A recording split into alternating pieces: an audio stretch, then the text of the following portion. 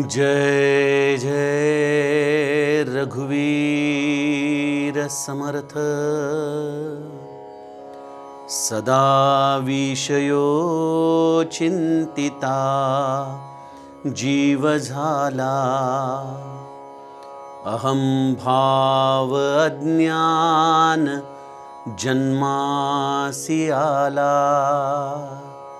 विवेके सदा सस्वरूपी भरावे, जीवा उगमी जन्म नाही स्वभावे। जय जय रघुवीर समर्थ। श्रोता वक्ता श्रीराम समर्थ। जय जय रघुवीर समर्थ।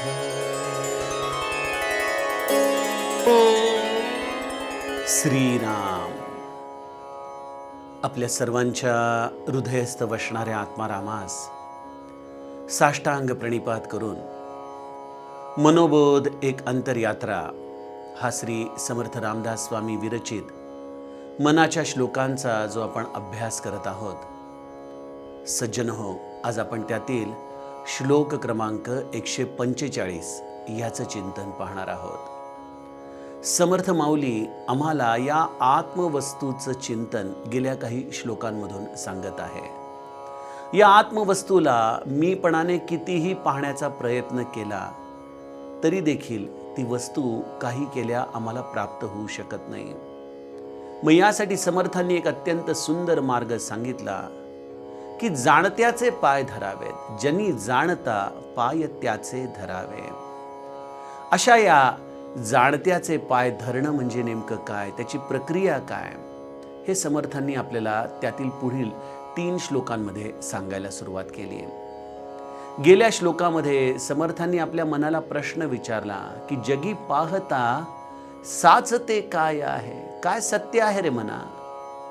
अति आदरे सत्य शोधून पाहे, तू स्वतः शोधून बघ काय सत्य आहे।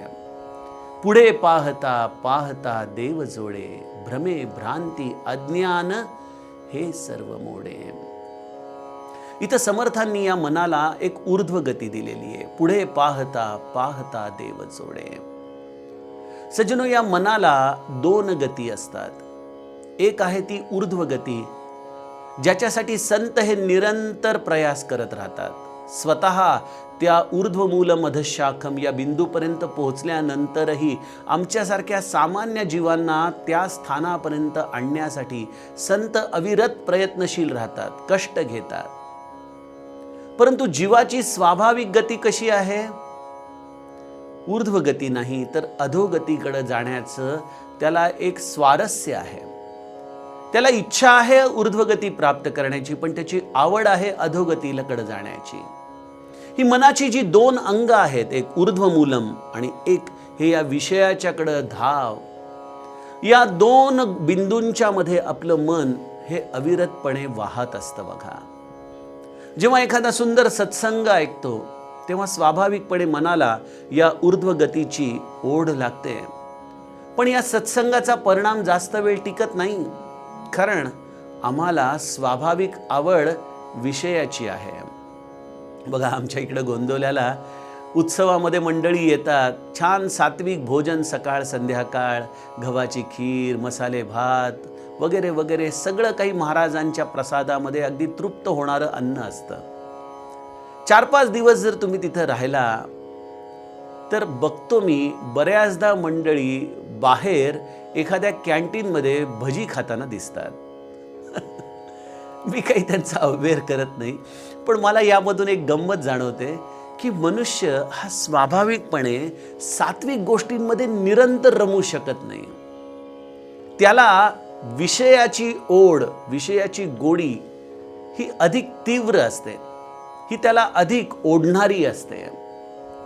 समर्थ आम्हाला या विषयाच्या गोडीमुळे आमची होणारी अधोगती काय आहे ते आजच्या श्लोकामध्ये समजावून सांगतात। काय म्हणते समर्थ माऊली? सदा विषयो चिंतिता जीव झाला. सतत विषयाचं चिंतन, सतत विषयाचीच आवड, त्याचीच गोडी, याने काय झालं? आम्ही खरं तर मुक्त असूनही बद्ध झालो. आम्ही खरं तर सिद्ध असूनही अज्ञान अवस्थेमध्ये गेलो. याला कारण कोण आहे? दुसरं तिसरं कोणीही नसून आमची ही विषयाची ओढ. विषय हे मनुष्याला या पंचेंद्रियांच्या आधाराने सतत ओढत असतात. बघा, डोळ्यांना निरंतर काहीतरी या दृश्य सुखाची आवड असते, सौंदर्याची आवड असते. त्यामुळे डोळे हे देखील निरंतर या विषय सुखाकडे धावतात. कानांना सतत कोणीतरी आपली खुशामत करणं, स्तुती करणं, आपल्याबद्दल चांगलं बोलणं, ह्याची गोडी असते. आणि आणखीन कानांना एक आवड असते, आणि ती म्हणजे कोणाची तरी निंदा ऐकणं. आपली स्तुती ऐकायला येत नसेल तर दुसऱ्याची निंदा ऐकून हे कान सुखावतात. आपल्या या जिव्हेला, रसनेला देखील, जसं मी आत्ताच उदाहरण दिलं त्याप्रमाणे, तामसिक पदार्थ हे विशेष प्रिय आहेत. ज्याच्यामध्ये तिखट मिठाचा मारा आहे, कांदा लसणाचा मारा आहे, एखाद्या काही मंडळींच्या बाबतीमध्ये अभक्ष्य भोजनाचा मारा आहे. अशा गोष्टीच मनुष्याच्या रसनेला विशेषत्वाने ओढून घेतात.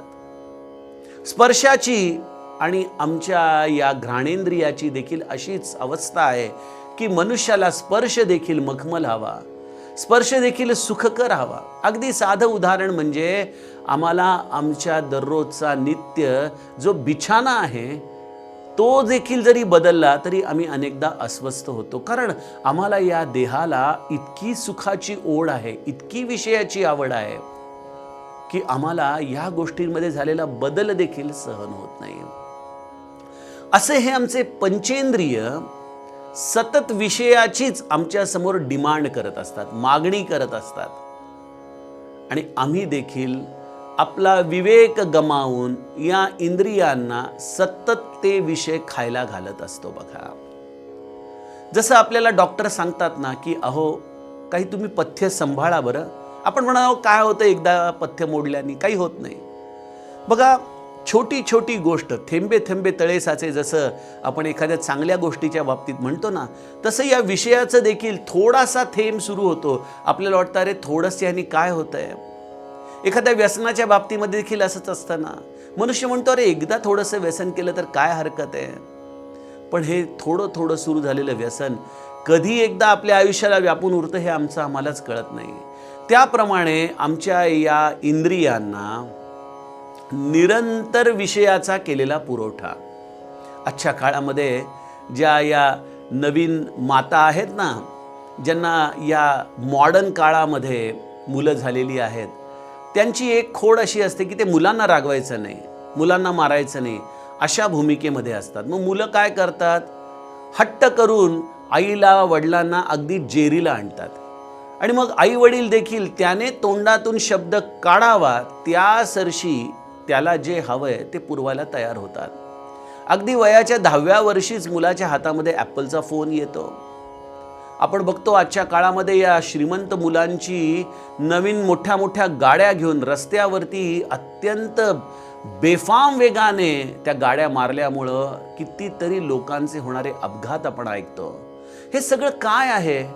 आई वडिलांना कळत नाही का की हे मुलाला या वयात द्यायला नको, तरी देखील ते या मुलांच्या हट्टापुढं हात टेकतात. सज्जनो, ही केवळ शोकांतिका समाज व्यवस्थेची नाही, ही शोकांतिका आमच्या अंतरंगामध्ये देखील आहे. आम्ही या इंद्रियांच्या पुढं अगदी हतबल झालेलो आहोत.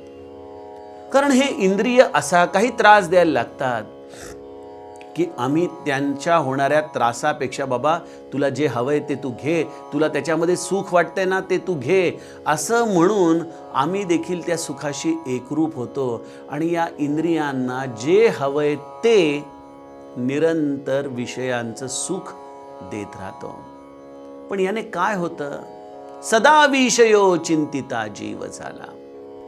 आम्ही मुक्त असूनही आम्ही या विषयांच्या अधीन गेल्यामुळं आम्ही जीवस्थितीमध्ये आलो. बघा, खरं तर जीव नावाच्या या संकल्पनेला खरंच कुठं स्थानच नाही आहे. समर्थांनी आत्मनिवेदन भक्तीमध्ये सांगितलंच आहे, एक मुख्य परमेश्वरू, दुसरी प्रकृती जगदाकारू, तिसरा तू आणिला चोरू.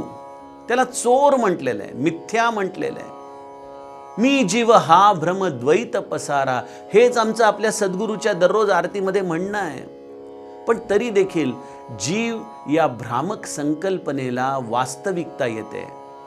जसं आपण बघतो की आजच्या काळामध्ये एखाद्या जंगली श्वापदाला पकडण्यासाठी सापळा लावला जातो. तो सापळा हा खरं तर खूप छोटा आहे, त्याच्यासाठी खरं तर एवढं मोठं जंगल पडलेलं आहे. पण मिथ्या अभिलाषेने जसं ते पाळीव जनावर त्या सापळ्यामध्ये जातं आणि जसं ते सापळ्यात जातं त्या क्षणी जसा त्याचा दरवाजा हा बंद होतो ना सज्जनो, त्याचप्रमाणे आम्ही देखील मुक्त असणारे जीव या विषयाच्या अभिलाषेने या जीवरूपी सापळ्यामध्ये सापडतो. बघा, विवेकी या आमच्या मनाला आम्ही कधीच शिस्त लावू शकत नाही आणि त्यामुळं या विवेकहीन झालेल्या अवस्थेमुळं आम्हाला या जीवरूपी सापळ्यामध्ये अडकावं लागतं. सदा विषयो चिंतिता जीव झाला आणि जीव होताच काय येतं, अहंभाव अज्ञान जन्मासी आला. या जीवरूपी सापळ्यामध्ये अडकताच त्याचे दोन लक्षणं आहेत. आपल्यामधली जीवाची भ्रमात्मक अवस्था गेली आहे की नाही हे जर बघायचं असेल ना तर ह्याचे दोन मेजरमेंट आहेत, अहंभाव आणि अज्ञान. या अहंकाराला तर आम्हाला ठाई ठाई ठेच लागते बघा. आणि जेवढी जीव अवस्था आमची प्राबल्य आहे, जेवढी आमची जीव अवस्था प्रखर आहे, तेवढा मनुष्य हा वारंवार या अहंकाराच्या ठेचा खातो. आपण बघतो ना अनेक मंडळी, म्हणजे काय, आम्ही आलो, आमचं काही त्यांनी दखलच घेतली नाही, आमचा काही सत्कार नाही, आमची काही विचारपूस नाही. अरे आम्ही कोण आहात तुम्ही? प्रत्येक ठिकाणी आपली कुठंतरी दखल घेतली गेली पाहिजे. हा अहंकार जसा आम्हाला समाजामध्ये दिसतो तसाच अहंकार मनुष्याच्या अंतरंगामध्ये वास करत असतो की आपण कोणीतरी आहोत, आपण कोणीतरी आहोत. खरं तर या अहंकाराला जीव या प्लॅटफॉर्मवर स्थान आहे आणि या जीव या स्थितीला खरं तर तेच भ्रमात्मक असल्यामुळं हा अहंकार देखील भ्रमात्मकच आहे. पण या अहंकाराचा जन्म या जीव या भूमिकेमधून होतो. त्याच्यामध्ये त्याची जननी आहे अज्ञान. आपण जीव झालो आहोत हे अज्ञान एकदा या शुद्ध स्वरूपाने धारण केलं की सज्जनो अहंकाराचा जन्म होतो. या अहंकाराच्या पायी या जगामध्ये काय थैमान चाललंय आपण बघतो. खरोखर हे 2026 वर्ष सुरूच झालंय ते युद्धांपासून. माहीत नाही हे वर्ष अजूनही किती संघर्षापर्यंत आम्हाला घेऊन जाणार आहे. खरं तर जगाला सुखाने नांदण्यासाठी या युद्धाची खरंच गरज आहे का हो? कधी कधी मी विचार करतो की कोणीतरी विवेक धारण करावा, कोणीतरी जगाला शांततेची गरज आहे सांगावं, कोणीतरी म्हणावं की अरे कशाला आपण भांडायचं, आपापल्या ठिकाणी आनंदात आहोत, काय आपल्याला ही आणखीन जमीन घेऊन शस्त्रसाठा घेऊन करायचंय. उलट हे अहंकारी मंडळी, अज्ञानी मंडळी आणखीन कौतुकाने सांगतात की जगामध्ये आता एवढा अस्त्रशस्त्रांचा साठा झालाय की ही पृथ्वी अनेक वेळेला उद्ध्वस्त करता येऊ शकेल. एवढी प्रचंड नरसंहारक, संपूर्ण विश्वाचं नुकसान करणारी अशी अस्त्रशस्त्र बनवण्यामध्ये सगळे वैज्ञानिक आपली डोकी गुंतवून बसली आहेत. काय म्हणायचं याला? अहंकार अज्ञान जन्मासी आला. हा अहंभाव, मी मोठा, माझं सर्वश्रेष्ठ आहे, मी या जगाचा मालक आहे, या सगळ्या भूमिकेमध्ये ही जीव रूपाने आम्ही किती स्वतःचं नुकसान करून घेतो, किती सगळं नुकसान करून घेतो. खरंच जगाला गरज आहे विवेकाची. एवढी सुंदर ही पृथ्वी आहे, किती सुंदर आकाश आहे, किती सुंदर जल आहे, किती मधुर फळं आहेत, किती सुंदर रसनेची खाद्यपदार्थ या भूमीमध्ये आपल्याला प्राप्त होत आहेत. आणि या सगळ्या अशा या ब्रह्मांडामध्ये आम्ही आपल्या अज्ञानामुळं, या अहंभावामुळं किती थैमान घालतोय, किती प्रचंड नरसंहार होतोय. त्या इराणमध्ये त्या विद्यमान सरकारच्या विरुद्ध कट करणाऱ्या प्रोटेस्ट करणाऱ्या कित्येक हजारो लोकांना रात्रीतून फाशी दिल्या गेल्या. खरोखर आपल्याच देशामध्ये आपणच फाशीला जावं हे अहंकार नाही तर काय. ठीक आहे, लॉ अँड ऑर्डरची गरज आहे, मान्य आहे सज्जनो, परंतु आजच्या काळामध्ये खरंच जगाला शांततेची अत्यंत गरज आहे. पण यासाठी साधना हवी, यासाठी विवेक हवा. समर्थ त्यामुळे म्हणतात की जग तर त्याच्या पद्धतीने चाललंय, ठीक आहे, पण निदान आम्ही तरी आमच्या अंतरंगामध्ये विवेक धारण करावा. आपण कोण आहोत. आणि बघा, जगामध्ये जसं बाहेर जशी अशांतता आहे ना, बाहेर जसं थैमान चाललंय ना, तसं आज बहुतांश लोकांच्या अंतःकरणामध्ये देखील विचारांचं थैमान चाललंय. रात्र झोपू न शकणारी लोक आहेत. काळजी, चिंता याने जणू काही त्यांच्या अंतःकरणाला घेरलेलं आहे. समर्थ यावरती उपाय देतात. विवेके सदा सस्वरूपी भरावे. विवेक धारण करावा आपल्या जीवनामध्ये. सगळ्याच क्षेत्रामध्ये विवेकाची गरज आहे. सामाजिक क्षेत्रात आहे, आंतरराष्ट्रीय राजकारणात आहे, आणि स्वतःच्या मनाला देखील शांतता प्राप्त करण्यासाठी विवेकाचीच गरज आहे. आणि मी आपल्याला वारंवार सांगितलं की बिनु सत्संग विवेक न होई. कोणीतरी संत आमच्या जीवनामध्ये आल्याशिवाय, त्याच्या सान्निध्यात राहिल्याशिवाय, त्याच्या विचारांच्या शीतलतेशिवाय सज्जनो हे युद्ध काही केल्या शमत नाही, ही शांतता काही केल्या प्रस्थापित होत नाही. आम्हाला आमच्या अंतरंगामध्ये हा विवेक सत्संगाशिवाय जागृत करता येत नाही.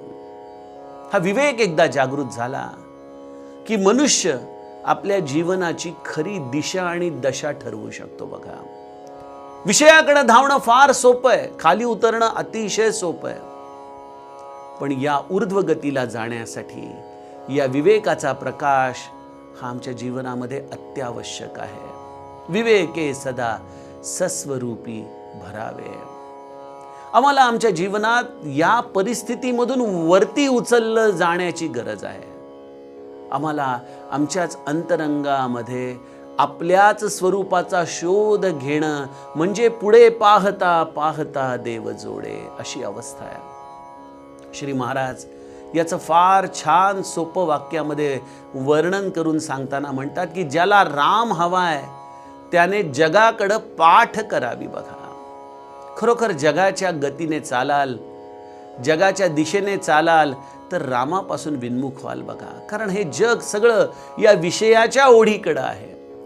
त्यामुळे त्यांच्यात अहंकार आहे, त्यांच्यात अज्ञान आहे. तुम्ही त्यांना सुधारण्यासाठी बऱ्याचदा आपला विवेक गमावून बसाल. बघा, श्री महाराज त्यामुळे म्हणायचे की खूप थंडी पडली असता जागोजाग्या शेकोट्या पेटवून थंडी घालवण्याचा प्रयत्न करण्यापेक्षा आपल्या अंगामध्ये बंडी घालून बसा. आणि मी ह्याच्या पुढं गुरूंच्याच आज्ञेने एक वाक्य मिसळू इच्छितो की जरी तुम्हाला शेकोट्या पेटवायच्या असतील तरी देखील आपण सर्वप्रथम आपल्या अंगामध्ये बंडी घालावी. आणि ती बंडी आहे विवेकाची. तो विवेक सत्संगामधून धारण करावा. आपल्या अंतरंगामध्ये चालू असलेलं हे युद्ध थांबवावं, शांतता प्रस्थापित करावी. एक एक टप्प्याने मी नेमका कोण आहे याचा शोध घेत जावा. अनात्म वस्तूंचा त्याग करावा. जे असार आहे त्याला सोडावं. आणि मग अशा एका टप्प्यावरती या मनाला विवेकाच्या आधाराने उन्मन करून जीवा उगमी जन्म नाही स्वभावे. आपल्याला लक्षात येतं की ही जीव नावाची भ्रामक कल्पना जी मी धारण करून बसलो होतो त्या कल्पनेला अस्तित्वच नाही. कारण जीव देखील अनात्मा आहे, जीव देखील असार आहे. आणि एकदा हा विवेक आमच्या अंतरंगामध्ये जागृत झाला की सगळा अनात्माचा कचरा आम्ही बाहेर ढकलतो. त्याच्याबरोबर ही जीवपणाची संकल्पना देखील आमची दूर होते. आणि जीवपणाची संकल्पना दूर होताच विषयांकडे धावणारं आपलं हे मन स्वाभाविकपणे स्वस्थ होतं, उन्मन होतं आणि आपल्या स्वरूपाशी तदाकार होतं. सज्जनो, यासाठी सद्गुरूचे चरण आपल्या हृदयामध्ये आपण घट्ट धरावेत. तोच आम्हाला निरंतर विवेक प्रदान करतो. हे समर्थांचं सांगणं. यातील पुढील श्लोकाचं चिंतन आपण उद्याच्या सत्रामध्ये करूयात. जानकी जीवन स्मरण. जय जय राम.